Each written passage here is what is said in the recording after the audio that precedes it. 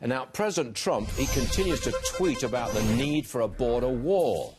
Our next guest says we need more than just a wall. Howard Buffett is with us. Now, I should explain, he is the son of Warren Buffett. He's on the show because of that book. He wrote it, Our 50-State Border Crisis. Howard Buffett is with us now. Actually, there's a subtitle, How It Fuels the Drug Epidemic Affecting All 50 States. Absolutely. That's the subtitle. Yes, sir. So I presume, regardless of your politics or your dad's politics, you want to build a wall. Well, it's very important to have structures and barriers across the border. But building a single wall that helps conceal people on the backside of it in Mexico does not help Border Patrol.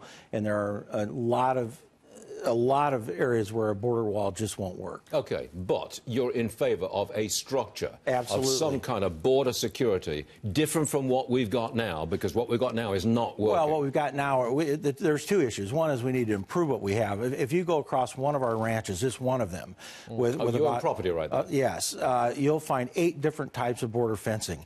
Most of them are ineffective. Okay, they're old, they're poor material, so those are not effective. That needs to be upgraded, and that can be upgraded. So that's one of them. We're not arguing here about whether we have some kind of way of stopping people coming across. That's not the argument. What we want is a way of stopping people coming across. We want to fix that border. We're in agreement on this. We're in agreement that structures are needed, but I won't agree that a structure in itself is going to stop people from coming across the border. Okay, what's the impact of those coming across the border? You write in your book about a flood of drugs. Is that what's going on? Absolutely. I mean, I was out Saturday night as sheriff in Macon County, Illinois, and 2 out of the 4 arrests we made are drug-related.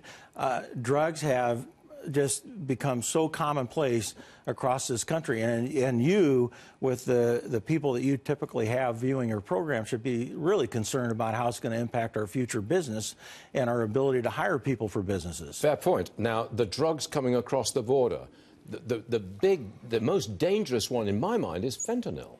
Well, fentanyl is extremely dangerous, but what often gets missed is fentanyl is just one of many different synthetic drugs. Sure. So we have people that are dying in Illinois today from something called Flocka, which is a completely different synthetic drug, and it's just starting to hit us. The biggest challenge for law enforcement is that those drugs, that legislation can't keep up with the synthetic drugs. So right. We know that certain drugs are killing people, but we actually can't arrest people for possession of it. Now, I see the badge you're wearing there. You are a deputy sheriff, I think, right? I'm actually the sheriff of Macon County, yeah. Wow. Whoa. I'm sorry. Behave yourself. You are the Sure, that's like saying you're his assistant or something. Wait a minute.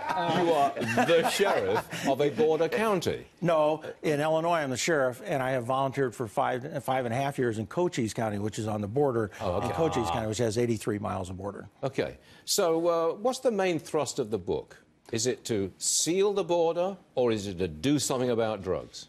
Well, it's both, except you can't really be successful with our drug issue unless you do seal the border up. And that's kind of, again, everybody wants a soundbite, make it sound really simple. It's not simple. I mean, even if we have success sealing the border up. But you want to seal it up. That's the key word here. I don't care how you go about it. If you agree in principle, you got to seal it up. I think we're in agreement. We are in agreement on that. You've got to stop people from bringing drugs into this country across the U.S.-Mexico border.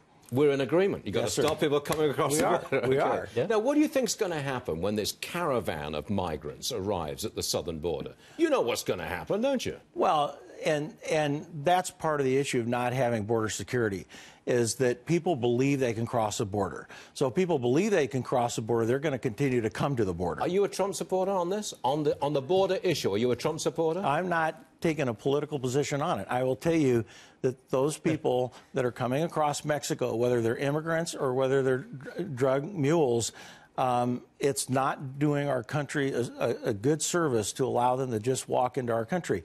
But that goes beyond politics, in my opinion. You have 65,000 people a year now dying of drug overdoses. True. That's Republicans and Democrats. So it's not a political issue, and that's part of the problem, is making it a political issue. Would you mind if I just went completely off the reservation and asked you a question? I expect you to. Yeah. And I will.